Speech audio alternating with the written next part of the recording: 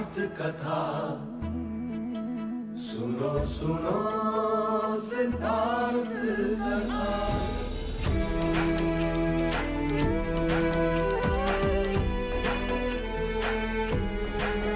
संसार में दुख का कारण क्या, संताप शोक का निवारण क्या। संसार में दुख का कारण क्या, संताप शोक का निवारण क्या। इस खोज में सब कुछ त्याग दिया, हर वैभव से वैराग लिया। वो सृष्टि से संयुक्त हुए, सिद्धार्थ से गौतम बुद्ध हुए।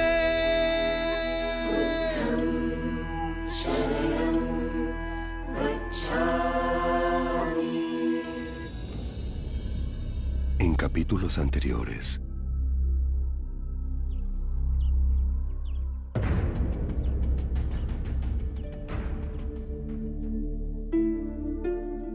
Saludos, madre. ¿Tú viniste en esta condición? Hijo Anand, los hombres no son los únicos que pueden ser monjes. Pero sabes que el Buda no acepta mujeres entre nosotros.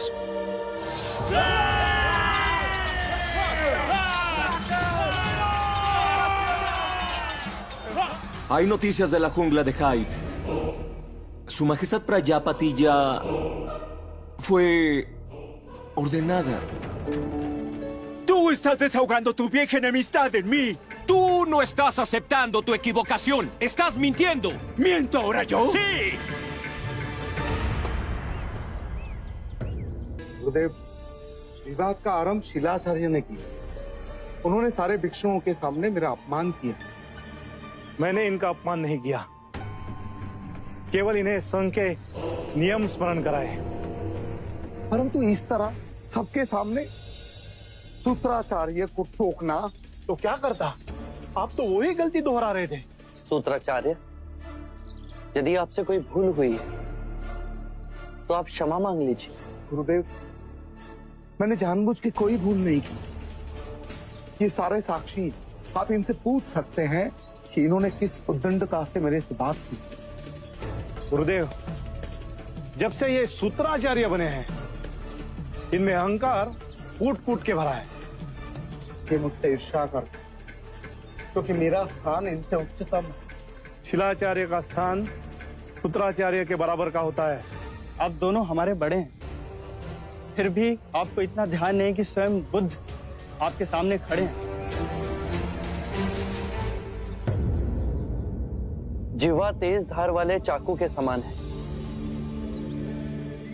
जो बिना लहू बहाए मनुष्य को मार देती है। कृपया कर आप दोनों शांत हो जाएं।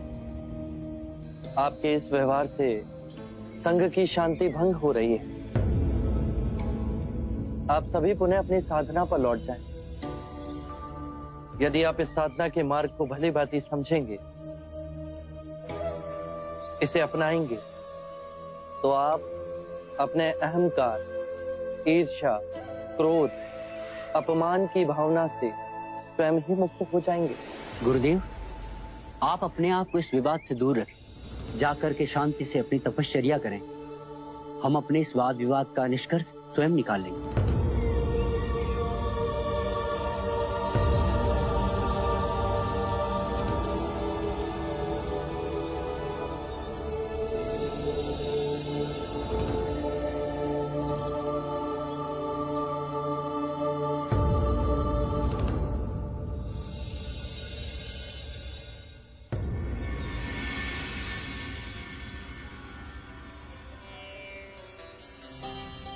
धीरे से गाओ, नहीं तो मेरा वल्लभ नींद से जाग जाएगा।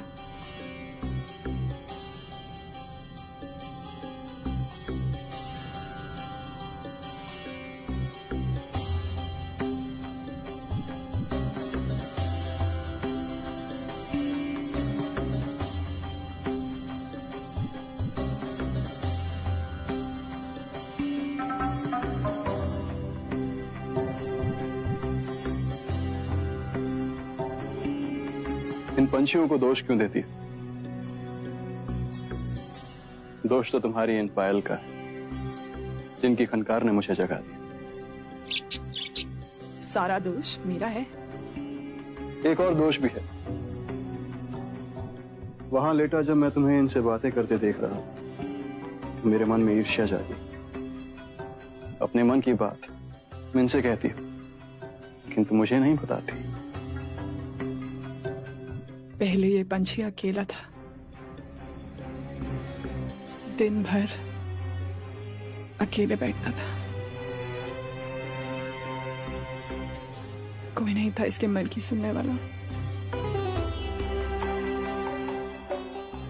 पर जब से यदु एक और पंछी लेकर आया है, दोनों की जोड़ी बन गई है। अब दोनों दिन भर चहकते रहते हैं।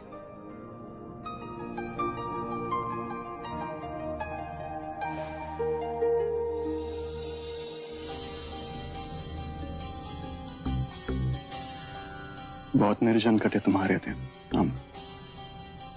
जब तक तुम न थे जीवन में, जीने को कुछ न था।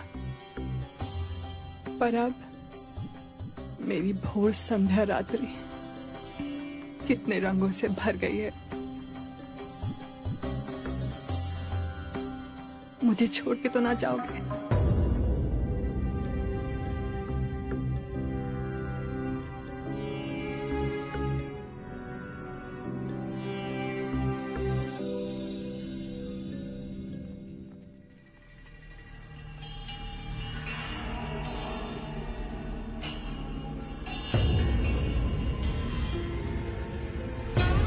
महाराज अजातशत्रु जीवित है, ये समाचार सुन मगध की सेना हर्षोल्लास से जी उठेगी।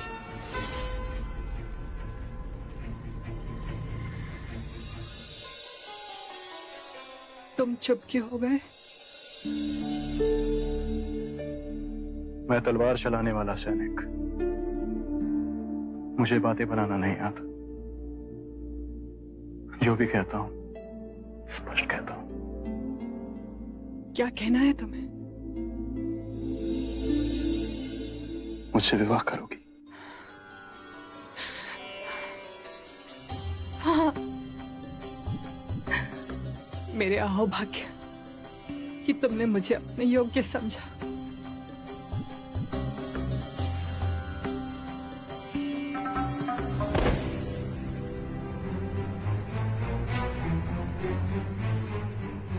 कौन हो तुम और इस तरह अंदर घुसने का हक?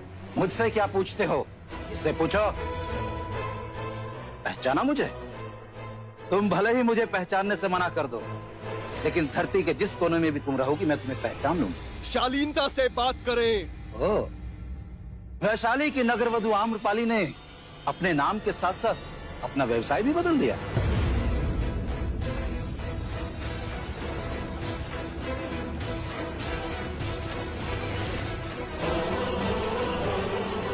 चल मेरे साथ। वल्लभ, वल्लभ, वल्लभ मेरी सहायता करो।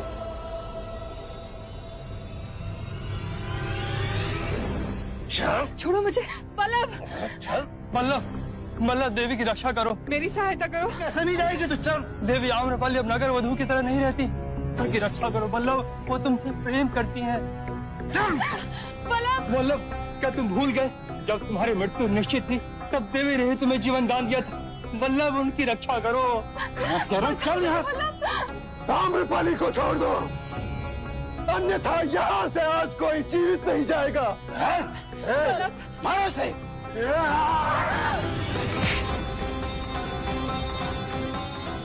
वल्लभ,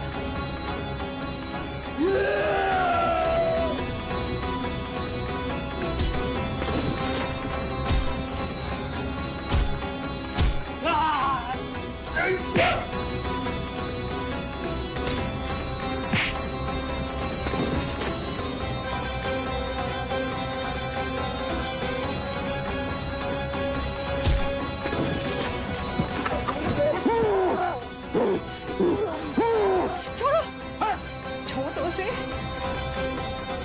क्यों उसकी हत्या का पाप अपने सर पर ले रहे हो? छोड़ दो उसे। नहीं। वल्लभ, तुम्हें मेरी सौगंध।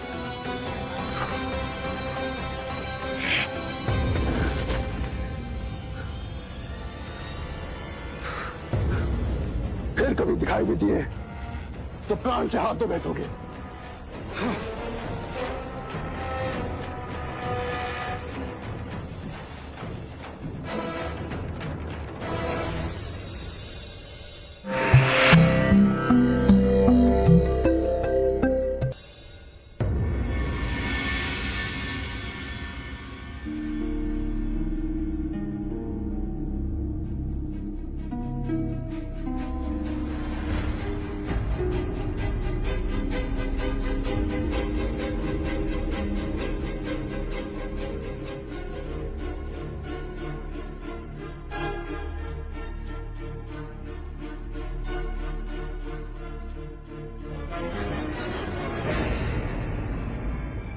सेनापति, आप यहाँ? महाराज अजाज। महाराज अजाज शत्रु है, हमें यहाँ वल्लभ के नाम से जानते। आप चिंता ना करें, हम यहाँ सुरक्षित हैं। आपको ढूंढने के लिए पूरी वैशाली में भेष बदल कर घूम रहे हैं। आपको सकुशल देखकर मेरे मन में संतोष आया।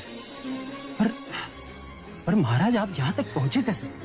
दक्षिणी खेमे में भीषण युद्ध हो रहा है। हमारा वध करने के लिए वैशाली के सैनिकों ने चक्रव्यूह रचा। हमने वो चक्रव्यूह तो तोड़ दिया, किंतु हमारे शीश पे गहरी चोट आई।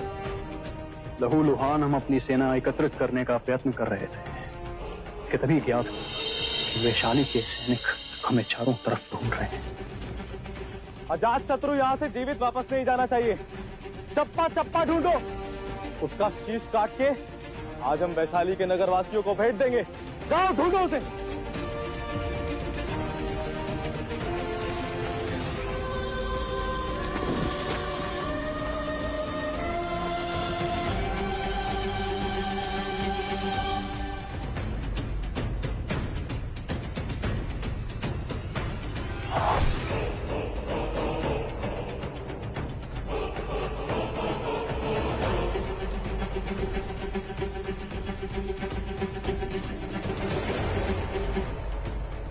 इसी तरह हमने छुपते छुपाते वैशाली की सीमा में प्रवेश किया। जिसने भी हमें देखा वैशाली का सैनिक ही समझा। इसी घर के बाहर आके मैं मूर्छित हो गया। यहाँ की देवी ने हमें वैशाली का योद्धा समझ हमारे प्राण बचाए। वो मुझे वल्लभ पुकारते। क्या आप जानते हैं जिसने आपके प्राण बचाए वो कौन है? आम्रपाली। वही आम्रपाली जिसके कारण आपने वैशाली पर आक्रमण किया। हाँ सेनापति, वही आम्रपाली जो कभी हमारी शत्रु हुआ करती थी। सुना है कि शत्रु से प्रेम नहीं किया जाता, किंतु यह भी सुना है कि प्रेम में बहुत शक्ति होती है। और आज हमने इसे अनुभव भी कर लिया। हम आम्रपाली से प्रेम करते हैं, उसके सिवा मेरे जीवन में और कुछ भी नहीं। परंतु आप यहाँ पर सुरक्षित नहीं हैं। आज प्रातः आपको देखकर मैंने मगध जाने के लिए सारी व्यवस्था कर ली है। रात्रि के अंधेरे का लाभ उठाकर हम इसी समय यहाँ से निकल सकते हैं। इसी समय? हाँ महाराज, मगध में आपको लेकर बड़ी चिंता हो रही है। सेना का मनोबल टूटता जा रहा है। आप किस चिंता में पड़ गए महाराज?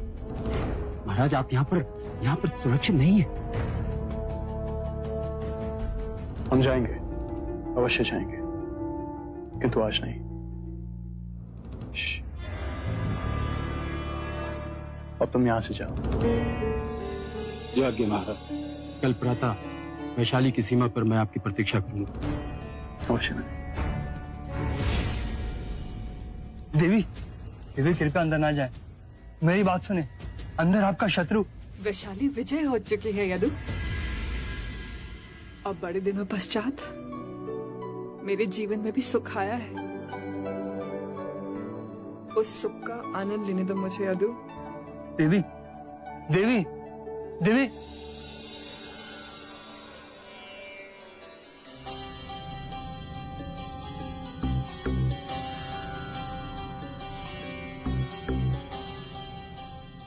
मुझे जाना होगा। कहाँ वल्लभ? मगध की सीमा के पास मेरे खेत हैं, मुझे वहां जाना होगा, किंतु मैं तुरंत ही लौटूंगा। प्रातः काल चले जाना, आज रात्रि में देरी रुक जाऊंगा। ठीक है, किंतु आज रात्रि हमारे बीच कोई बात न उठेगी। कैसी बात? जो बीत गया उसे भूल जाओ, भूल जाओ दीवाने में। हमारे पास बस ये क्षण। मैं इन क्षणों के सहारे जी लूंगी।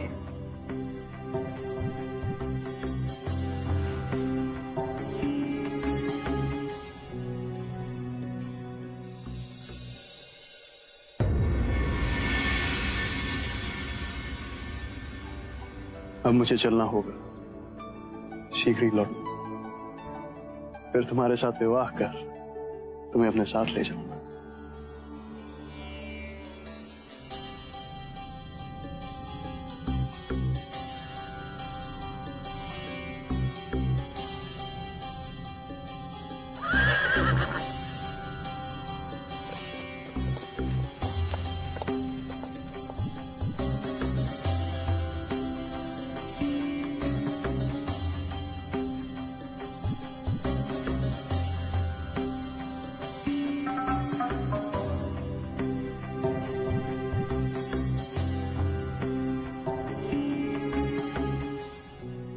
विदा कर दिया आपने वल्लभ को?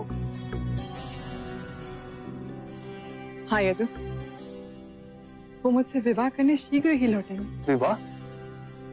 विवाह करेंगे उससे आप? हाँ यदु, हाँ।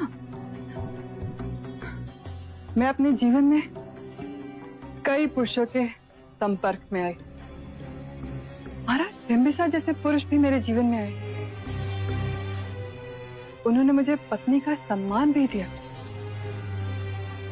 पर पत्नी ना बना सकी। मेरा बहुत ध्यान रखा उन्होंने, पर चाहते हुए मैं उनसे प्रेम ना कर सकी।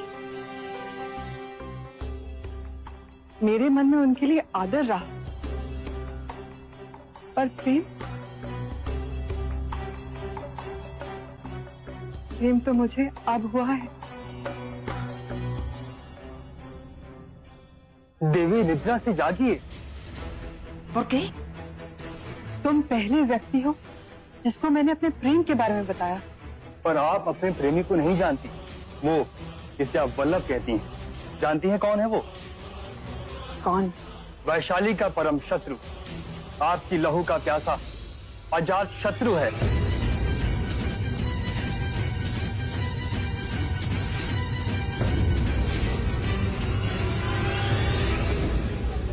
देवी, देवी, क्या हुआ? देवी। Yo puedo ver más allá de los tiempos que nos cobijan. Existirán conflictos entre padres e hijos, y habrá fuertes batallas entre humanos, por castas, idiomas y religiones. Serán batallas crueles. Los hermanos se volverán enemigos.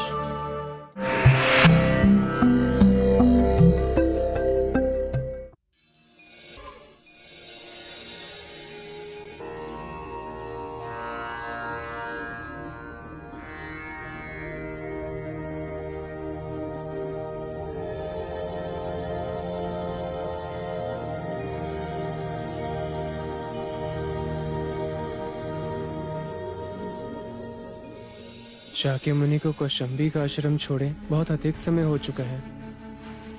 न जाने कहाँ होंगे, किस हाल में होंगे। समझता हूं तुम्हारे मन का दर्द आनंद।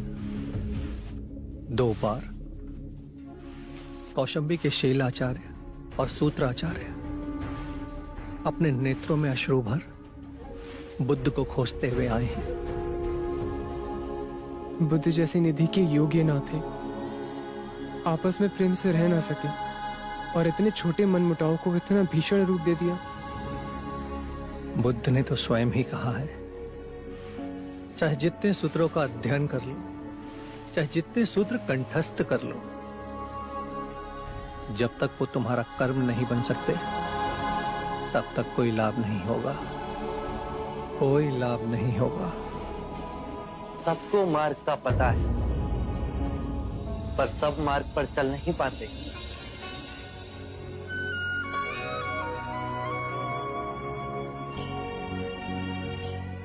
आप कहाँ चले गए थे?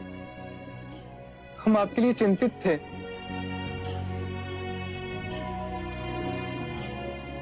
आनंद, कभी कभी एकांत में भी रहना चाहिए, ज्ञान मिलता है।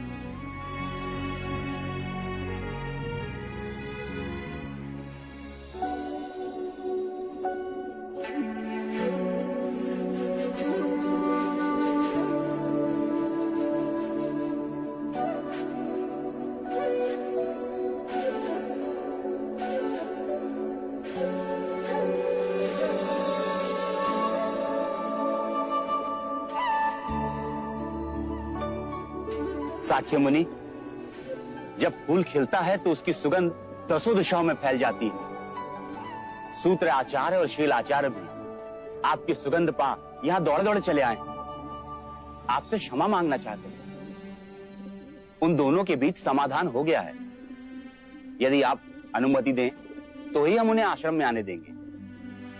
मोगलाना, आप उन्हें वापस भेज दीजिए। उन्होंने बुद्ध का अपमान किया है। आनंद, ध्यान रहे, अपमान का भाव कभी मन में ना उठे।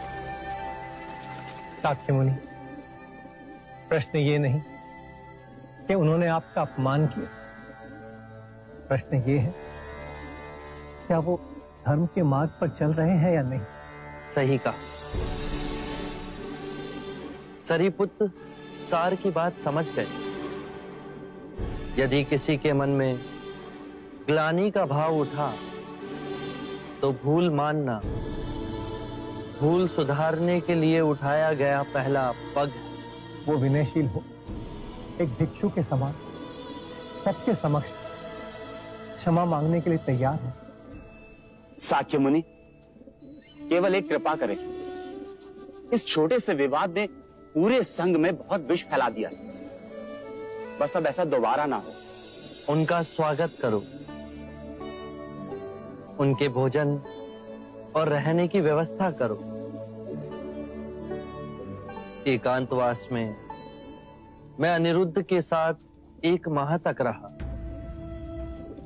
वो और उसके साथी भिक्षु प्रेम और सद्भाव के उदाहरण हैं। आने वाला समय और भी विकट होगा। मैं काल के बहुत आगे उस समय में देख रहा हूं जहां पिता पुत्र में विरोध होगा, भाई भाई का शत्रु होगा, पति और पत्नी के बीच संघर्ष होगा, घर घर में आग लगेगी और उसकी ज्वाला राज्य में फैलती जाएगी। मनुष्य और मनुष्य में जाति पाति धर्म भाषा को लेकर भीषण संग्राम होगा। मूल में विवाद तो यही होगा कि मनुष्य में इतनी जागरूकता है कि वो दूसरे मनुष्य के साथ रह सकता है। कैसे मनुष्य और मनुष्य के अंतर को समाप्त कर वो प्रेम से रह सकता है। और इसका पहला उदाहरण हम यहीं सृजित करेंगे। उस युग में इस पृथ्वी की रक्षा हमारे ये सिद्धांत करेंगे।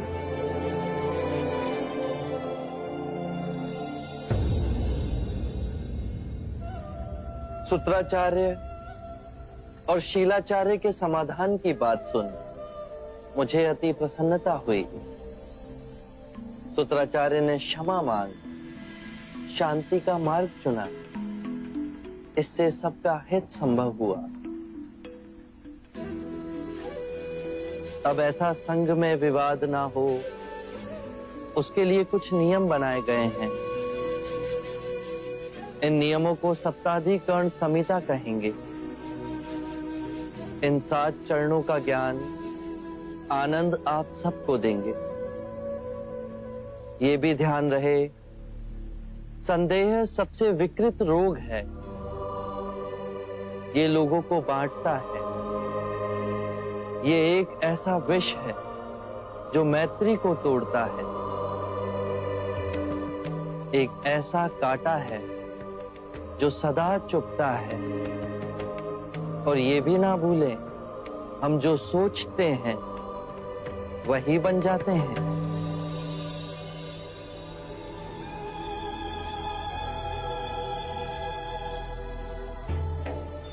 शिलाचार्य ने सत्य कहा, मैं ही अहंकारी हो गया था।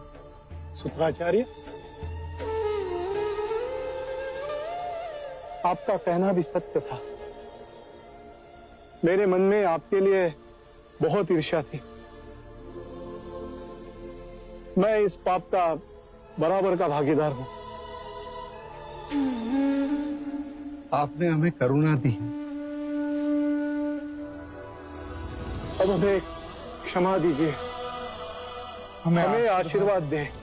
मेरे पास केवल मार्ग है। यदि आप उस पर चलो तो ये मार्ग तुम्हारा है। No puede salir a esta hora. El diablo que corta manos aguarda en la frontera. Los pobladores están asustados y se encierran en sus hogares.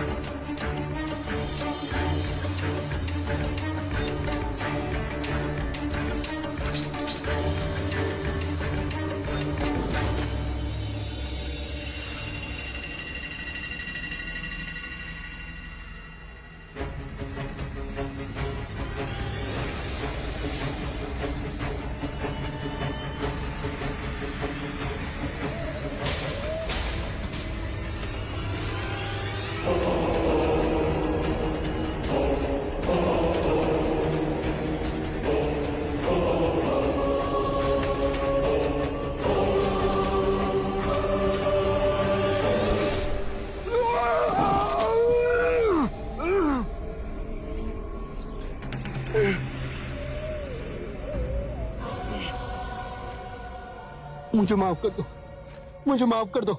नीचे पड़ी स्वर्ण मुद्राएं ले लो, मेरे गहने ले लो और मुझे माफ कर दो।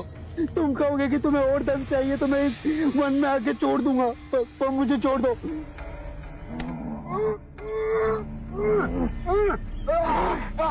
मुझ पे रहम करो, मुझ पे रहम करो, रहम करो मुझ पे। नहीं, मुझ पे रहम करो, रहम करो मुझ पे। मुझे धन नहीं चाहिए, मुझे 100 कटी हुई उंगलियां की माला चाहिए। नहीं, जिस दिन मेरे इस माला में 100 उंगलियां हो जाएगी उस दिन मुझे सिद्धि प्राप्त होगी। मेरी शक्तियां प्रबल रूप लेगी और पूरी सृष्टि में विकसित होगी। मुझ पे रहम करो।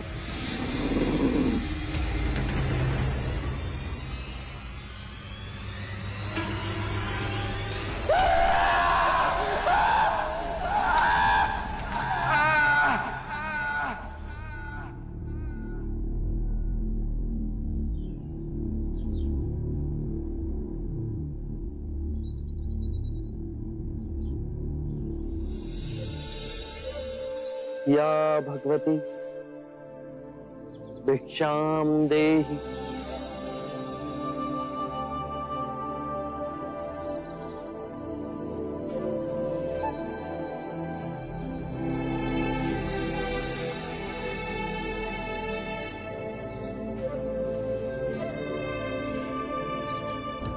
या भगवती भिक्षाम देहि।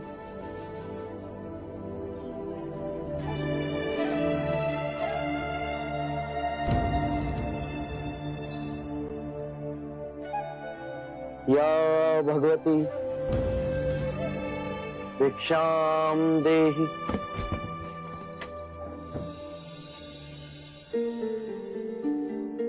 अंदर आइए। शाक्योमुनि, माफ करना, पर आप इस वक्त बाहर नहीं जा सकते। उंगली माल श्रावस्ती की सीमा पर देखा गया है। पूरे गांव के लोग डरकर अपनी खिड़की और किवाड़ बंद करके बैठे हैं। कौन है ये उंगली माल? और उससे इतना भय किस कारण से? उंगली माल एक राक्षस है। उसे जो भी मानुष मिलता है, बच्चा, वृद्ध, स्त्री या सन्यासी, वो किसी को भी जीवित नहीं छोड़ता। महाराज प्रसन्नजीत के सिपाही भी उससे डरते हैं। वो भी उसे ना पकड़ पाए। धन के लालच में? नहीं, धन का उसे कोई लालच नहीं। वो जब भी किसी प्राणी पर वार करता है, उसकी उंगली काटकर अपने गले की माला बनाता है। इसीलिए उसका नाम उंगली माल पड़ गया। और ये भी सुना है कि 100 उंगली की माला बनाकर जब वो अपने गले में बांधेगा, उसकी विनाशक शक्तियां बढ़ जाएंगी। आभार आपका, आपने मुझे उसके बारे में बताया। मुनि जी, आप बाहर न जाएं, वो आप पर भी वार कर सकता है। भय से अपनी राह छोड़ दूं, ऐसा मैंने कभी नहीं किया। मुझे भिक्षा मांगते देख जन जन के हृदय में अंगुलीमाल का भय कम होगा।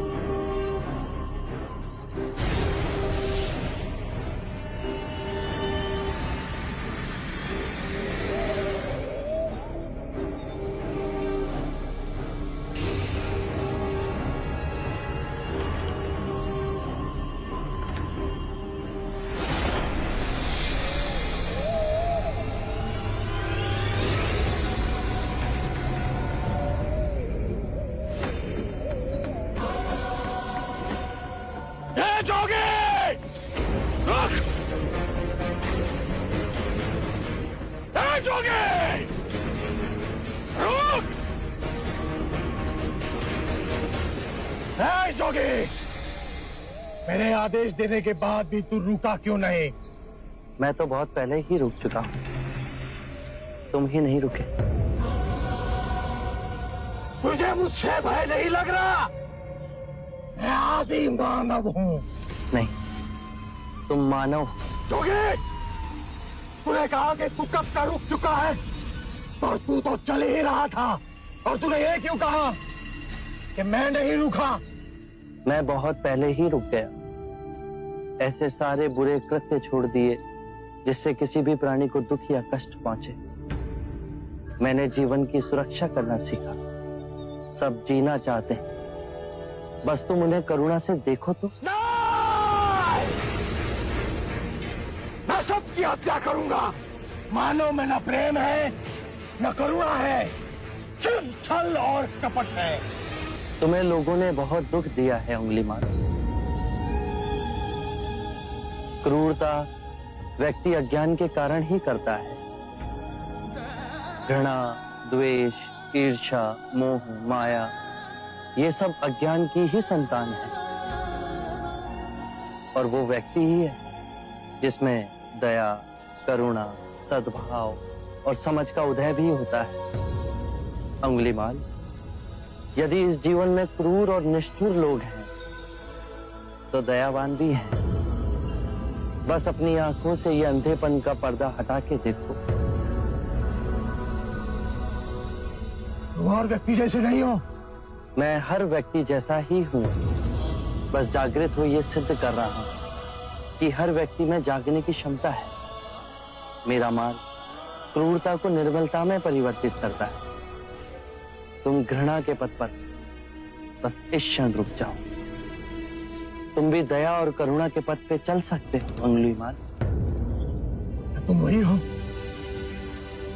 जिन्हें लोग बुद्धा कहते हैं, जो लोगों को मुक्ति के मार्ग पर चलना सिखाता।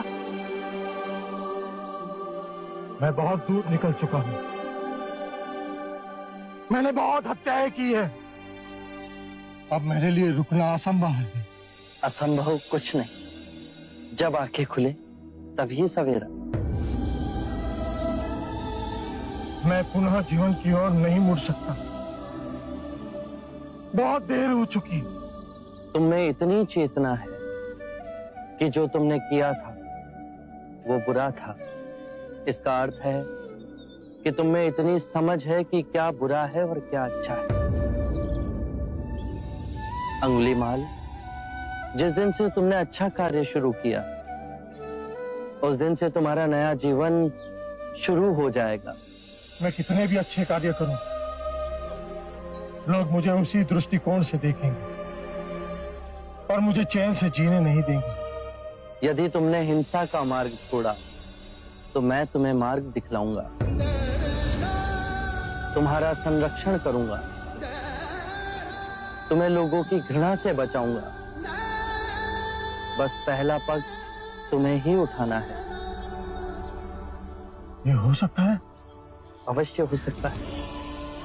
तुम में असामान्य बुद्धि है अंगुलीमाल। तुम आत्मज्ञान के पथ पे बहुत आगे जाओगे।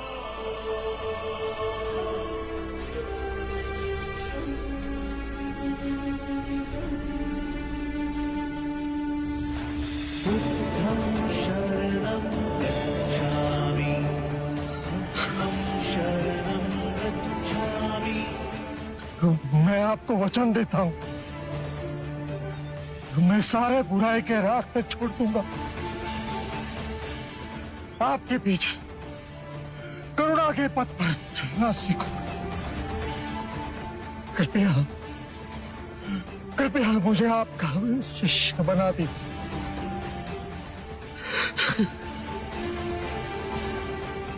मैं शिष्य नहीं बनाता, व्यक्ति स्वयं संग से जुड़ता है।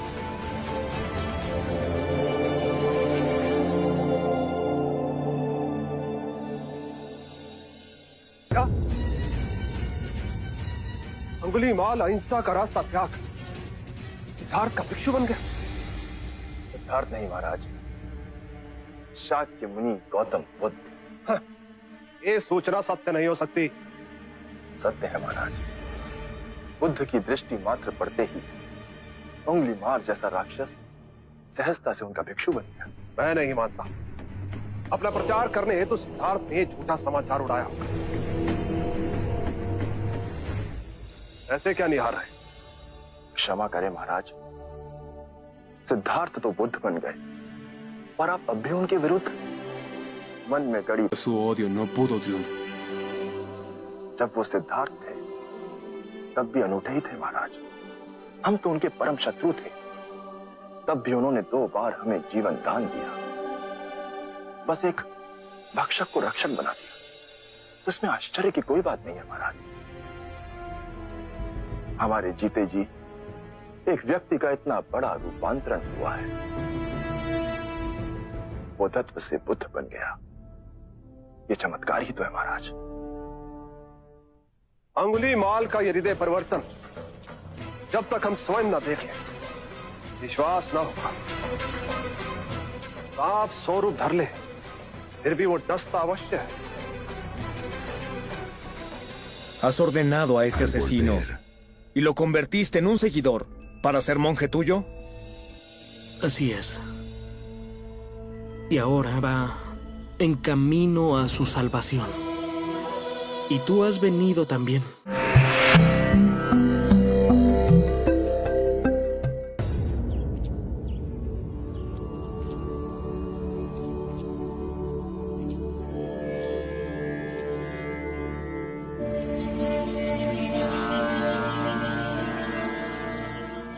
बांदुल, इतनी अधिक शांति की अनुभूति मुझे जैतवन में पहले कभी नहीं।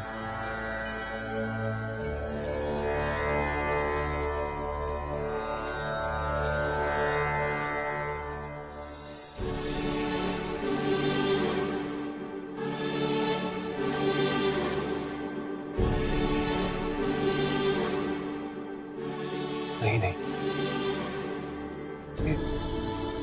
ये सिद्धार्थ नहीं, ये तो कोई देवता है।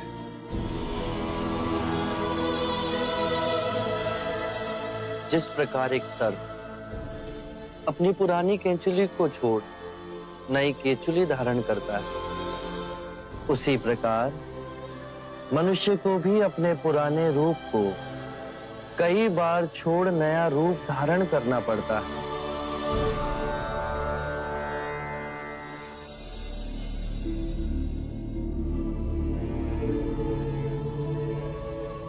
आइए कौशल नरेश, स्वागत है आपका।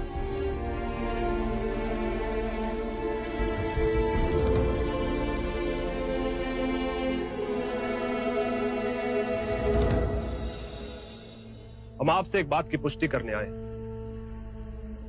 क्या आपने उस नरसंहारी राक्षस अंगुलीमाल को दीक्षा दे अपना भिक्षु बना लिया? हाँ, और अब वो मुक्ति के मार्ग पर चल पड़ा है। आप उचित समय पर आए हैं। और अंगुलीमाल? उसकी चर्चा हम बाद में करेंगे। पहले आप हमारे प्रिय भिक्षु की देशना सुन लीजिए। आओ अहिंसक।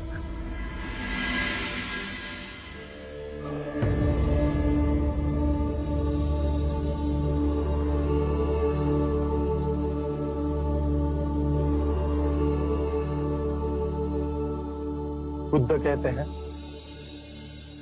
जो हम सोचते हैं वही परिणाम बनते हैं।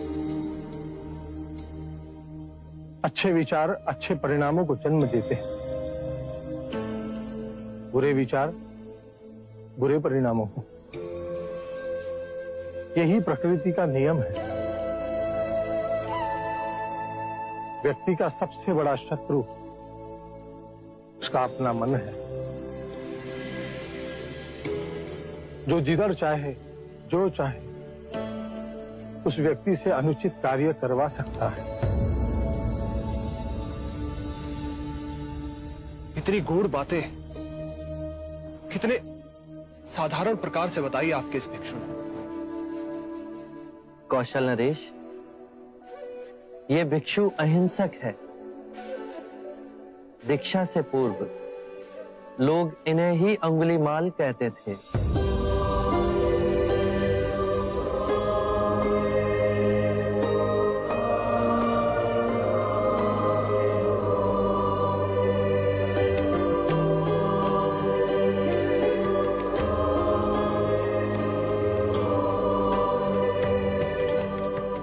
हमने आज तक सुना था कि एक हत्यारा साधु बन सकता है,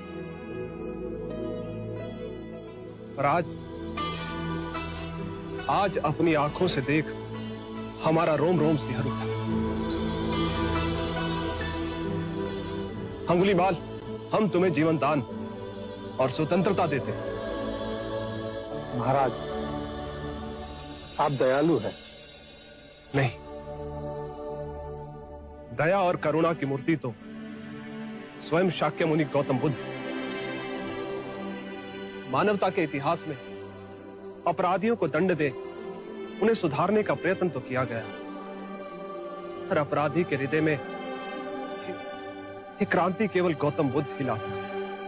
आरंभ हो गई निर्वाण प्रथा, सुनो सुनो ये बुद्ध कथा।